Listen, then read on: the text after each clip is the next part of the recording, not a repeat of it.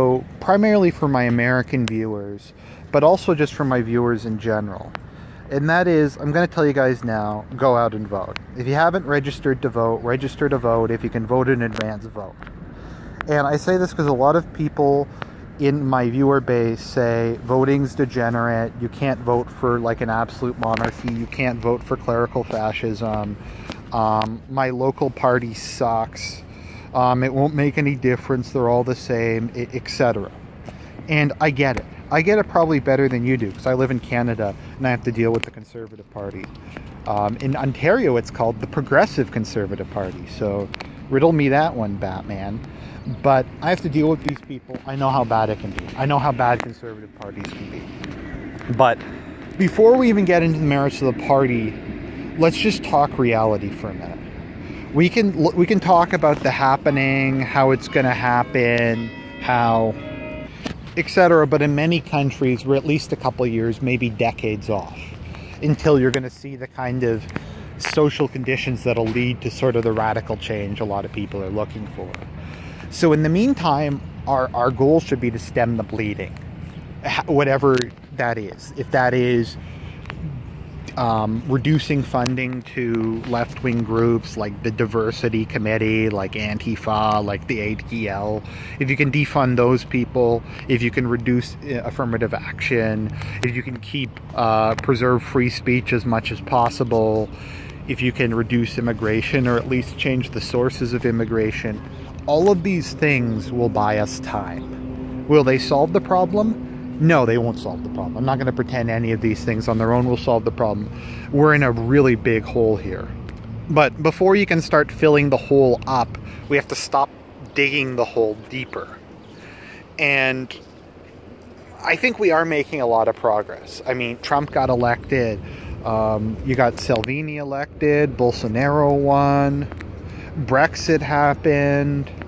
You got Viktor Orban. I mean, there is positive things happening. There's a lot of bad stuff happening, but there is also a lot of positive stuff going on in the world. And like, to use the cliche, more and more people are getting red-pilled, more and more people are waking up. Our people, assuming that people are from the same group as me, have started to develop a collective identity. And that's what we've wanted, that's what we've needed for a long time. It started with the whole Zimmerman-Trayvon thing. And as social conditions change throughout the Western world, you see this kind of return to having a group identity. You see kind of the center-left and the center-right, kind of the center cannot hold. You see people kind of polarizing. But things are definitely, in some ways, moving in our direction. I mean, could we have seen Donald Trump getting elected a decade ago? A decade ago, we had, I don't know, George Bush and John McCain. And then last election, we had Ted Cruz and Donald Trump. And people like to call Ted Cruz a conservative. But I think people forget how socially conservative Ted Cruz was and how much the establishment hated him. So you had an openly nationalistic candidate winning in America. You have Salvini winning in Italy. You have the Freedom People's Party coalition in Austria. There are good things happening. You're finally seeing the emergence of like a nationalist party in Germany. I know the alternative for Germany is far from perfect. I know a lot of these people are not great, that UKIP is based civic nationalism, etc. But it's a hell of a lot better in a lot of ways than where we were a decade ago. There is a younger generation of people who, a lot of them are NPCs, they're shit libs, whatever, but there is a lot of them who are challenging the narrative, who are willing to take these unpopular positions. I mean, sure, a lot of it now might be like 4chan, poll, kind of immature stuff. But these people will get older, and a lot of them will start to develop kind of more mature political perspectives. The point is, identitarianism is a thing now. People are starting to question kind of the post-war liberal narrative in a way that they haven't in the past. And I think this is going to get better for us over time. Will society get worse overall? Yes. We'll become more and more of a minority. Free speech will be restricted. The internet will be censored. All this other stuff. But ultimately, that's doesn't matter in a certain sense. What matters is that we emerge united. What matters is that we collectively agree that what's going on is not a good thing. Even in the case of, like, France, for instance, people say, well, Marine Le Pen lost. She lost the election. She only got 1/3 of the vote. People say that as being really bad, but I think that's really good. That shows that a substantial portion of the French population, I mean, of the actual French population, it's probably like 40 to 50%, are saying we don't like what's happening. Now you can say, oh, Marine Le Pen is too moderate, etc. But you know what? I'll take that over center-right, one-world, compassionate conservatism any day of the week. So you do have a lot of these movements that are growing, even if they aren't growing because of demographic change relative to the rest of society.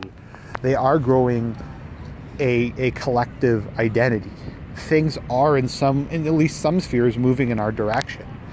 And maybe there will be a time in the future where we can make some positive changes, where we can go out and start to fill that hole back in, to start to turn back the clock on this and steer the future direction of our civilization in a way that's more palatable to us. We might be able to do that. We can't really do that at the moment. But is it going to be easier to fill that hole back in if it's deeper or less deep? You have to be practical about these things. It's a long, hard, difficult, discouraging road for all of us. But if you have a choice between more chaos and less chaos, you have to choose less chaos. And I say this as someone who lives in Canada who has, like I said, one of the worst conservative parties in the world. But if having some limp-wristed, lame guy like Andrew Scheer in power is the alternative to Justin Trudeau, I will take that every day of the week. He may not change anything for the better, but he's not gonna, he's gonna be a normal shovel versus like a steam shovel on that hole. And that's a good thing. And then you have someone like Trump, and people attack Trump. They're like, oh, he's bad. He didn't, I don't know, restore the Holy Roman Empire or complete German idealism. Okay, but let's look at what Trump's done. He's introduced restrictions on immigrants, or at least tried to, in the sense of reducing radicals, screening better for terrorists. He's stopping the migrant column. Obama would have just let it in. He's deploying the army. He's threatening these countries. We've got in tax cuts, which is, I mean, like, people are like, oh, that's economic liberalism or whatever. But for the moment, we all have to live in this society. And the government clearly isn't acting in our interests. So if we have more money for ourselves and our priorities, that's a good thing. Do you really want to, tax cuts mean that we're funding less of the dildo stuff. And that's not a bad thing. There's a renegotiation of NAFTA. You can say that was effective or not effective. But the idea of protectionism, the idea of protecting the working class, of protecting the national economy, that you could even place your national economy above the international economy, is something that's now in mainstream political discourse. That wasn't there a decade ago. That's there now. Donald Trump has brought us, and I know I'm Canadian, but at this point in time, so long as free speech at least nominally exists in America, because all the tech companies are based in America, it provides us a substantial barrier, like a substantial bit of freedom. And I know it doesn't seem that way, but just think for a minute, if all the tech companies were based in Canada or Sweden and operated under their legal and cultural and political systems, it would be much, much, much worse. So Trump provided us with 2 Supreme Court justices, and he'll probably get to provide us with at least one more when Ruth Bader Ginsburg, God willing, croaks before the next presidential election. I think there's another one who's really old, but we got 2 Supreme Court justices. Now, are they perfect? No. Are they necessarily like our guys? I don't know, but I can say this: neither Kavanaugh nor Gorsh will find a hate speech clause in the Constitution. Neither of them will find some like thing that was hidden under eraser dust that says you can't own guns. Neither of them is going to find that. And the fact is, these guys will probably be on the Supreme Court the next 20 years. If Trump gets another appointee, the court will be controlled by Republicans, and they're not going to find the hate speech clause. At least not to the same extent the Democrats will. So we can at least continue operating. You can keep making progress. Stuff can keep going on. The game isn't over. I mean, the game wouldn't be over if they were able to pass this stuff, but it would dramatically like make things worse. So you have that, and that alone I think was worth getting him elected. Also, he's going to end birthright citizenship. How cool is that? Canada, to be fair to the former Conservative government in Canada, did actually try to get rid of it. For those of you who don't know what birthright citizenship is, it doesn't, what the term you might think it means is if you're born to like Canadian or American citizens, you immediately get citizenship in that country.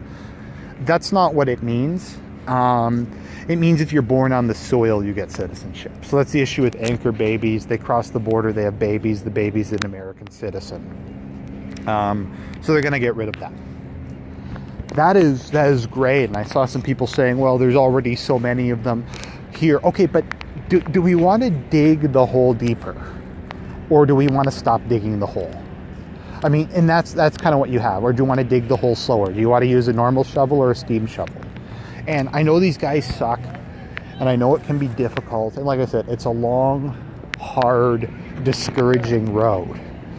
But this is what we can do at the moment, in the immediate term. Brexit was something we could do in immediate term. Keeping the Republicans in power as much as they suck is something we can do in the immediate term to give us time. Because there is progress being made. There are a lot of people who are doing good work, who are getting results. And it doesn't seem that way, but Rome wasn't built in the day. The Russian Revolution wasn't built in a day. The French Revolution wasn't built in the day. Or the Chinese Revolution. It took Mao like decades in multiple civil wars and numerous retreats before he gained control of China. And I know he's a communist, but you get the metaphor. And that's the road that we're facing. And if I have a choice between center-right losers and Justin Trudeau, I'll take that every day of the week. I'll take that to the bank. So go out, register to vote, just vote Republican. Even if you live in a place where they have no chance of winning, just go out and vote. It'll increase the national percentage. If for whatever reason you're that upset about it, vote because of the salt it'll cause. Imagine how much salt there will be if the Democrats don't get control of Congress. Imagine it. Like when Faith Goldie ran her troll campaign in Toronto, there was so much salt over it. So if for nothing else, do it for the lulz. But stop LARPing, stop complaining. Well, you can't complain, but just go vote. Thank you.